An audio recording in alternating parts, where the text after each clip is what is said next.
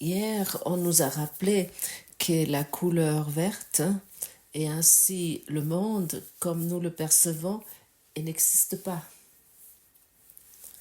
Peu importe ce que tu penses, ce qui est réel dans ton monde, ça n'existe pas.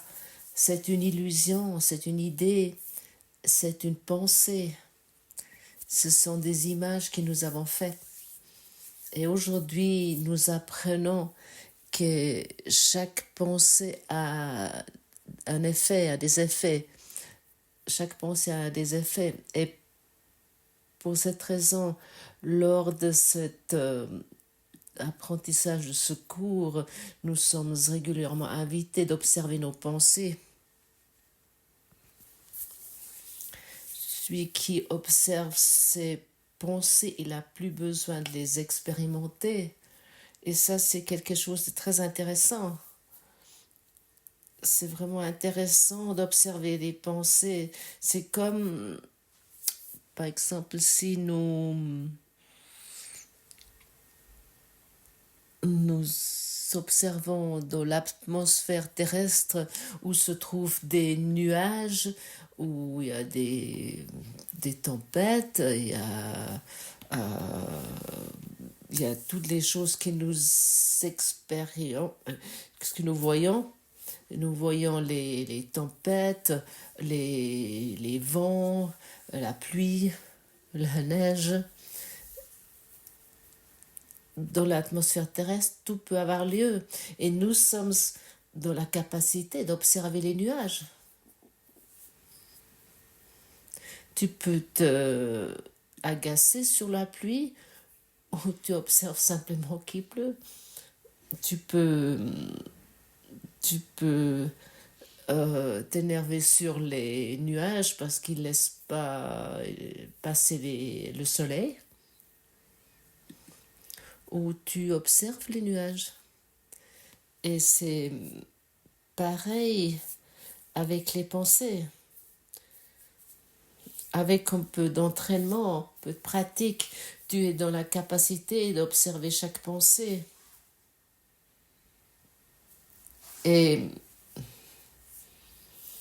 te la laisser traverser comme les nuages dans l'atmosphère. Avec un peu d'entraînement, cela est possible. Et nous sommes tous dans la capacité de pratiquer cela, comme nous sommes dans la capacité de croire aux pensées que nous recevons. C'est également possible. Et ainsi, nous croyons toutes les choses que finalement produisent un monde que nous appelons ici une illusion, notre façon de penser chaotique. Notre idée chaotique sur la vie et sur la mort. Notre idée chaotique que cette chose doit être, cette autre chose ne devrait pas y être. Et comme déjà mentionné hier, les égos se rassemblent pour se confirmer les choses auxquelles ils veulent croire. Et maintenant la question est, pourquoi nous voulons croire cela? Pourquoi nous voulons croire cette idée totalement fou, totalement insaine? Pour nous confirmer cette idée, finalement, je suis ce corps avec ce nom, avec ses traits de caractère, avec ses problèmes, avec ses concepts et ses convictions. Et bien naturellement séparé d'un autre corps. Parce que nous avons une peur énorme d'abandonner notre identité. D'abandonner notre identité est comme mourir.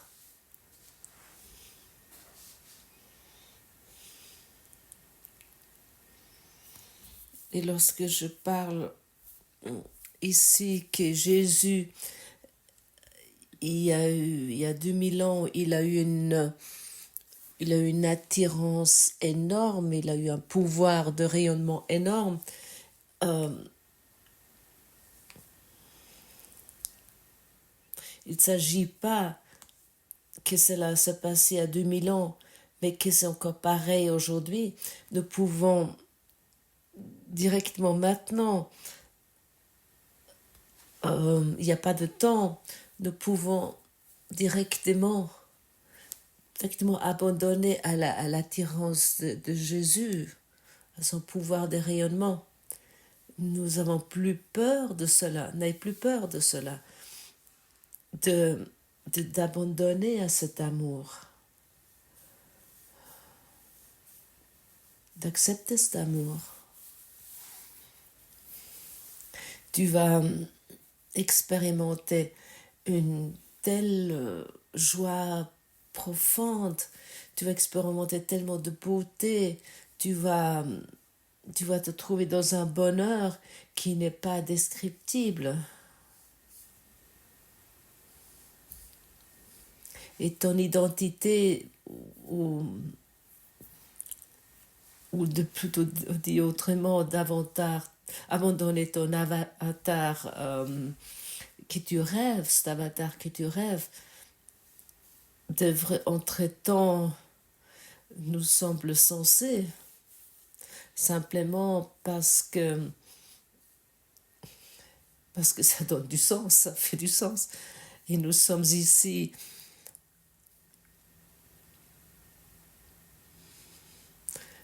pour mûrir spirituellement, et la maturité spirituelle, ça arrive lorsque je reconnais qui je suis et ce qui est faux et ce qui est vrai.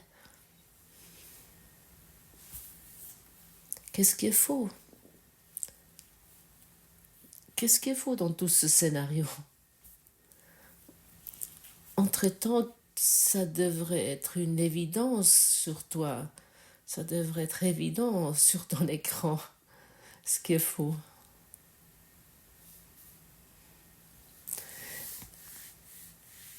La maturité commence lorsque il y a une lueur de sagesse qui apparaît en toi.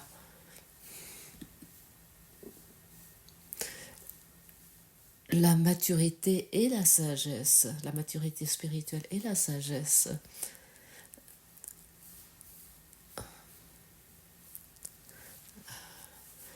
Alors devenons, arrivons à cette maturité, ce que nous sommes véritablement. La maturité spirituelle ne se laisse plus influencer par des quelconques pensées. Et à cette place, il soit dit, je t'ai pas invité hier de pas aller voter, pour ceux qui sont allemands. Si tu as envie de voter dans ce contexte concernant la leçon d'hier, tout cela a été dit, et puis avec un peu de ce qui a été dit, avec un peu de maturité spirituelle. Ce n'était pas un appel de boycotter les votations. Sois une fois clair. Ne te laisse pas interpeller par des choses qui ne disent pas cela, ce que toi tu t'es imaginé, ce que tu as inventé. Deviens vraiment, arrive à une maturité. Et si tu te laisses interpeller, demande à ta sagesse intérieure de devenir mature. Ça signifie aussi d'arrêter enfin de vouloir essayer ces chaussures d'enfant qui, de toute façon, ils ne te vont plus. Nous essayons sans cesser de mettre les chaussures qui nous ont eues lorsque nous avons eu 3 ans. Nous essayons de porter ces chaussures parce qu'à l'époque, nous avons appris que toi, tu peux me prendre quelque chose et puis que je ne voudrais avoir. Et la plupart des personnes, ça doit être dit, se trouvent dans ce dans ce stade d'une immaturité spirituelle, ils, ils bêlent comme des moutons qui n'ont rien d'autre à faire que de manger et de regarder qu'ils trouvent quelque chose à se nourrir et qu'ils n'ont rien d'autre à faire qu'à s'accoupler et à nouveau de manger et de regarder quel brindille d'herbe est mieux que l'autre et en espérant que c'est pas le mouton à côté qu'il mange.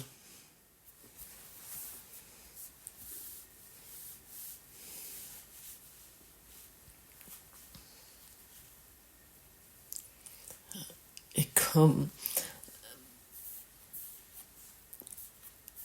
et par exemple, de se laisser interpeller, de se laisser s'agacer par chaque phrase qui est, par exemple, dit ici, ou chaque phrase que le voisin dit, ou chaque phrase qu'un politicien dit, c'est ton monde, c'est ton miroir.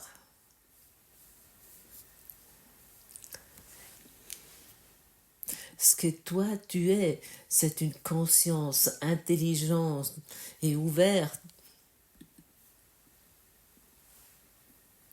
C'est ça que tu es véritablement. Ce qui est vrai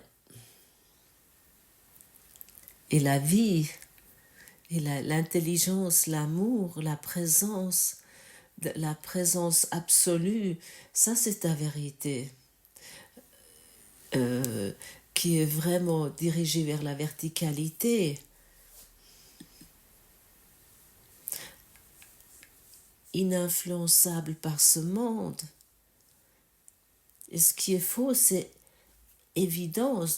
Ce qui est faux, c'est la forme.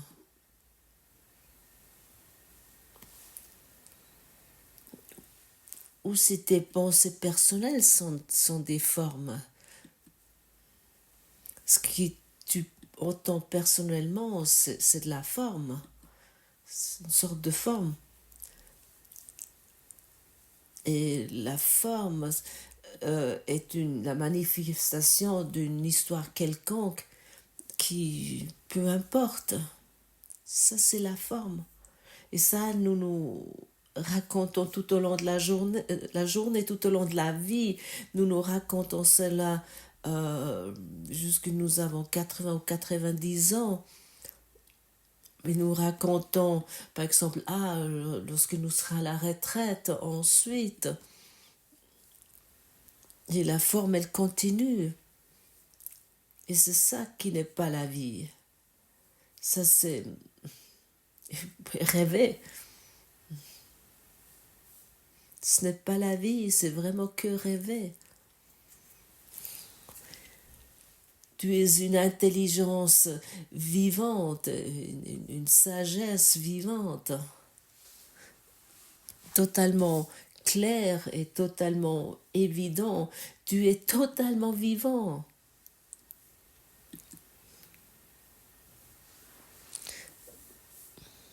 Tu es plein de vie, plein de fougue.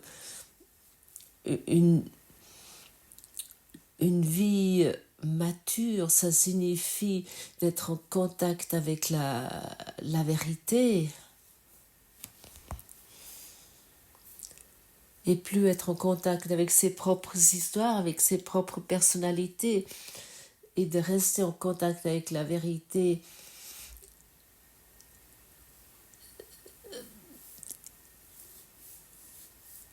Et par exemple, lorsque nous pensons que ce qui est faux existe à ce moment-là, nous rêvons de être conscients de cela.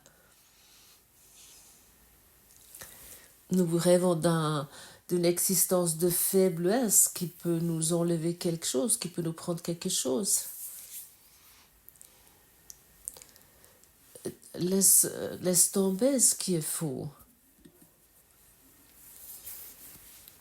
Et reste avec un côté aimant, avec la vérité. Nous voulons être patients. Nous voulons être patients avec le monde qui peut-être réagit pas comme toi tu aimerais peut-être. Et ça signifie, lorsque nous lisons aujourd'hui dans la leçon 54, je n'ai pas de pensées neutres. Les pensées neutres sont impossibles parce que toutes les pensées ont un pouvoir. Chaque pensée a un pouvoir et ça c'est vraiment tellement important de reconnaître ça, de reconnaître à quel point tu es puissant.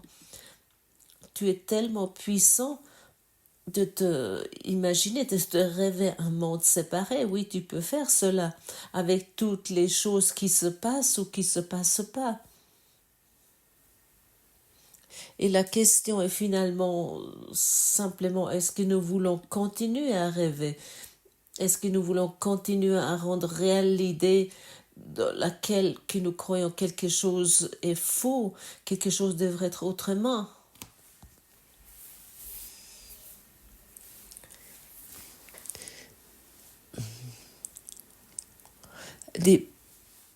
Les pensées neutres sont impossibles, soit qu'elles font un monde faux, soit qu'ils me conduisent à un monde réel. Mes pensées ne peuvent pas être sans effet, de même que le monde que je vois surgit de mes erreurs de pensée, de même le monde réel surgira à ma vue lorsque je laisserai mes erreurs être corrigées. Mes pensées ne peuvent pas être ni vraies ni fausses. Elles doivent être l'un ou l'autre. Ce que je vois me montre lequel elles sont. Et oui, finalement, il s'agit de cela. Il s'agit que nous laissons corriger nos erreurs. Chaque fois que je suis énervée, je suis dans l'erreur. Chaque fois que je crois quelqu'un un peu me prend quelque chose ou qu'il a fait quelque chose de faux ou qu'il a dit quelque chose qui peut me blesser, à ce moment-là, je suis dans l'erreur. Chaque fois que j'attaque, je suis dans l'erreur. Chaque fois que je crois que toi, tu as fait quelque chose de faux, je suis dans l'erreur. Oui. Et ça, tu peux vraiment appliquer à chaque situation, comme par exemple mon partenaire de vie, il m'a trompé, et pour cette raison je suis totalement blessée. Non, tu es dans l'erreur. Nous allons même aussi loin, et ça nous devons, parce que ce cours au miracle est une éducation de non-dualité. Même l'idée, mon partenaire de vie est décédé, et pour cette raison je suis triste.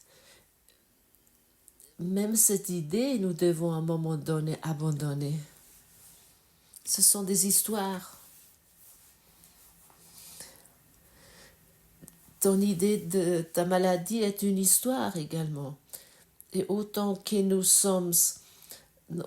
restons dans notre immaturité, nous nous racontons sans cesse ces histoires. Et à ce moment-là, la maladie est l'aspect duquel nous voulons nous détacher, nous voulons nous libérer, duquel nous voulons nous guérir. Nous ne guérissons ici pas des maladies. Nous nous délivrons du rêve. Nous ne guérissons ici pas la pauvreté. Nous nous détachons, nous nous sauvons de la matrix. Nous arrangeons ici pas les relations. Nous commençons totalement à guérir dans l'esprit. Et toutes ces choses que nous expérimentons, nous devons les expérimenter pour pouvoir les abandonner, pour pouvoir nous libérer. Parce que tout ce que nous voyons ne sont pas des choses neutres. Je ne vois pas des choses neutres. Ce que je vois témoigne de ce que je pense. Point. Waouh! tatou, fais un tatou de cela ou écris ça sur une grande feuille pour que tu n'oublies cela plus jamais. C'est une énoncé tellement centrale que qui peut te libérer totalement. Je le répète encore une fois, ce que je vois témoigne de ce que je pense. Grandiose, non? Tout est dit. Nous ne nécessitons pas plus en fait. Ce que je vois témoigne de ce que je pense, ce qui se passe dans mon inconscient, tout ce qui se passe là.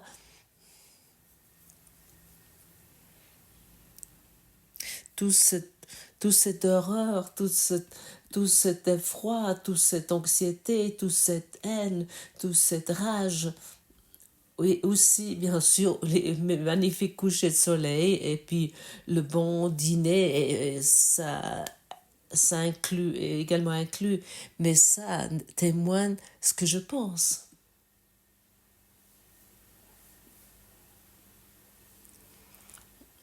Et autant que nous voulons qu'on nous rassemble avec d'autres égaux pour confirmer notre rêve, pour confirmer notre misère, autant nous ne sommes pas prêts de nous laisser corriger. Et comment laissons-nous nous corriger? Saint-Esprit, comment vois-tu cela? J'aimerais voir cela à travers tes yeux. Et maintenant, nous devenons matures, exactement maintenant.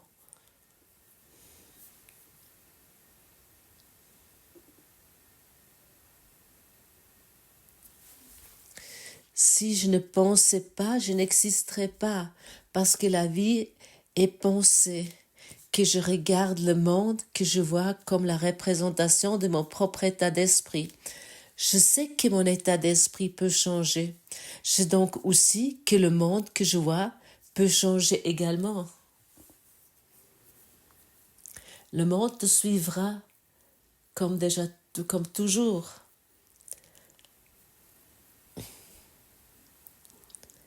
Le monde va changer selon ton état d'esprit. Oui, nous parlons ici du monde entier.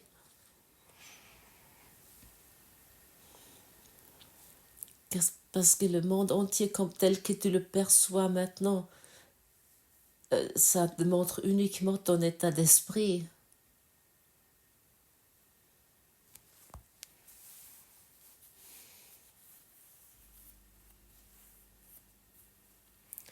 Et ça, c'est l'enseignement non dual de ce courant miracle. Pour qu'enfin nous arrivons au point de corriger notre état d'esprit. Et ensuite, nous allons voir que nous éprouvons pas seuls les effets de notre vue.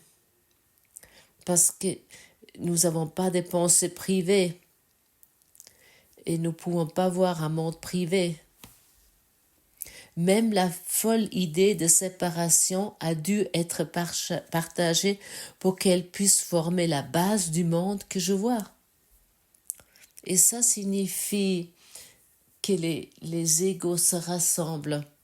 Ça, c'est la base. J'ai besoin de quelqu'un qui me confirme que la couleur verte existe. Comme déjà dit, si j'étais seule dans ce monde, je courirais seule dans ce monde et personne connaîtra la couleur verte et je raconterai à tout le monde que la couleur verte existe. À ce moment-là, le monde me déclara totalement insane. Et pour cette raison, je cherche mes amis, mes connaissances qui me confirment tout cela, qui me confirment toutes mes histoires. Et Jésus était un qui a déclaré, qui a dit que le monde n'existe pas. Et pour cette raison, déjà à l'époque, il était déclaré en tant qu'insane, en tant que fou. Comme il pouvait. Regarde les enfants, regarde les personnes âgées, les malades, les maladies. Il est resté avec sa vérité. Il n'a pas dit oui, parfois le monde existe, et oui, dans ce cas-là, nous faisons une exception. Non, il n'existe pas, le monde. Et ça, c'est cet enseignement sans compromis que nous voulons à un moment donné accepter pour devenir mature.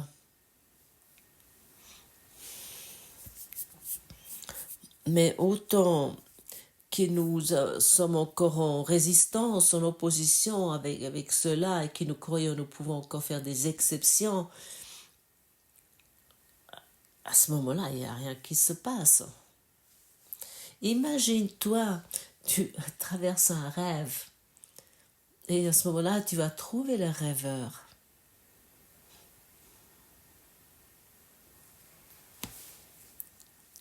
Je ne suis pas seule à éprouver les effets de mes pensées.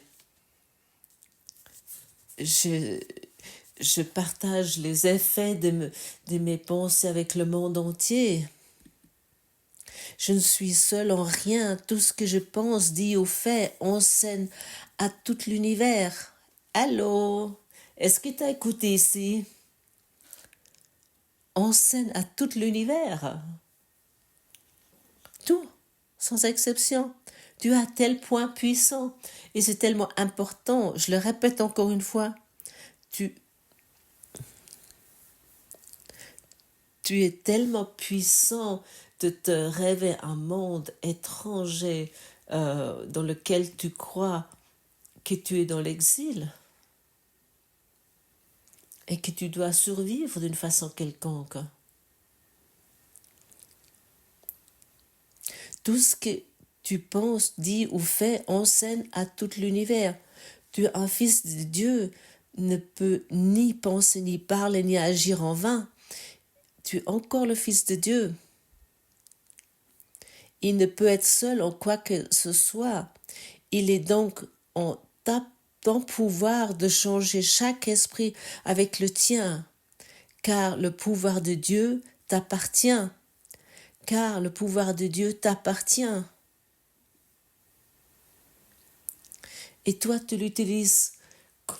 À quoi tu utilises le pouvoir de Dieu?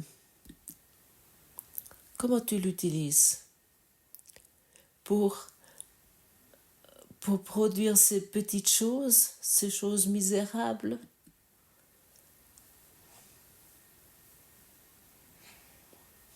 Vois-tu pas à quel point cela est insain, à quel point nous sommes fous? C'est une insanité totale. Et enfin, nous arrivons au point, et ça c'est vraiment important, je suis déterminée à voir. Vraiment, mets ces 5 leçons aujourd'hui en relation, étude toutes ces leçons, vraiment. Fais-toi peut-être un plan, à quel moment tu veux regarder telle ou telle révision et quel moment tu aimerais contempler sur cette leçon. Réfléchis sur cela, tu dis, ah mais ouais, de quoi on parle ici? Est-ce que je peux vraiment le croire? Et ensuite, mets-le en pratique. Laisse suivre des actes, passe à l'action. On pourrait se dire, fais des miracles avec tout ce qui t'entend ici, avec tout ce que tu expérimentes à travers ce courant miracle. Je suis déterminée à voir. Et en vérité, je peux uniquement voir à travers Dieu. Mais mes yeux physiques sont liés avec mon corps physique, alors je dois voir les choses physiques. Mais toi, tu as un œil spirituel, l'œil de Dieu, à travers lequel tu peux regarder. Et c'est encore à jamais en toi, ça n'a pas disparu, parce que tu es encore un fils de Dieu, puissant, pur, infini. Tu es dans une joie illimitée, dans un bonheur. C'est toi, oui, toi. Oui, nous parlons ici de toi.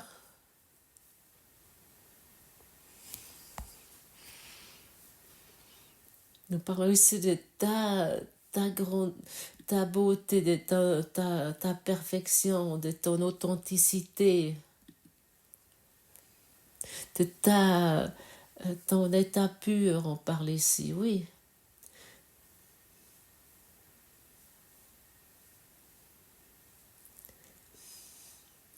Et nous allons reconnaître cela uniquement si nous pratiquons le pardon, si nous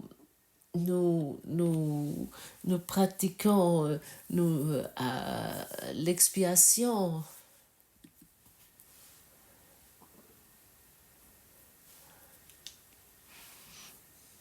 Et autant que nous sommes en résistance, rien ne peut se passer. Et j'ai parlé ici aussi de la résistance parce que je connais cela très bien. La résistance est peut-être aussi, lorsque je crois que j'ai déjà compris cela, et je peux aujourd'hui laisser cette leçon comme ça passer à côté de moi, de plus ou moins l'ignorer, parce que je connais déjà.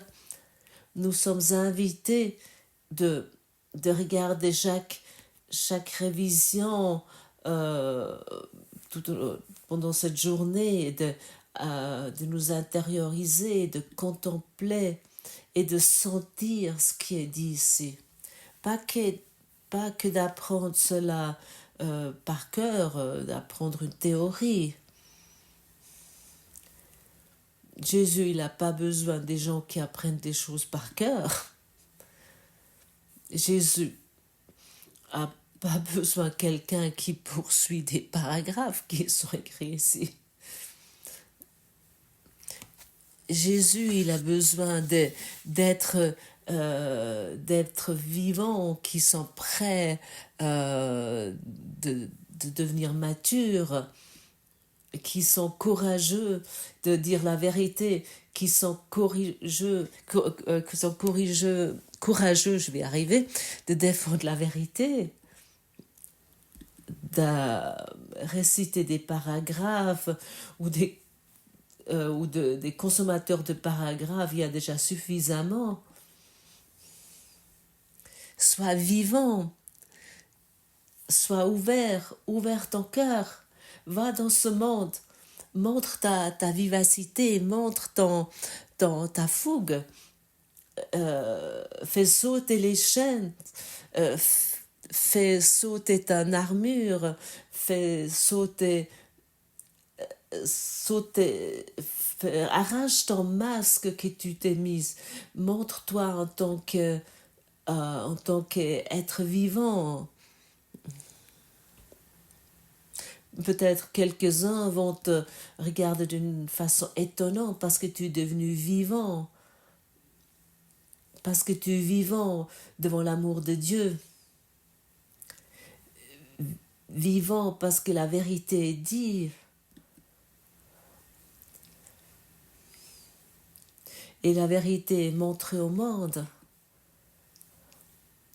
Et si quelqu'un te demande comment tu vas, réponds que je suis totalement heureux, je suis heureux d'une façon illimitée. Et rien et personne ne peut m'empêcher dans ce bonheur.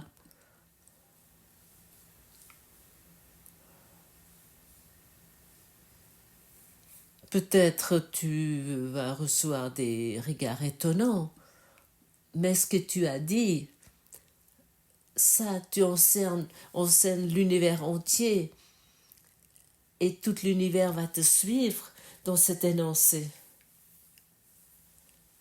Et bien sûr dans l'autre sens également. Et pour cette raison, il y a à nouveau la question. Quel monde tu veux rendre réel?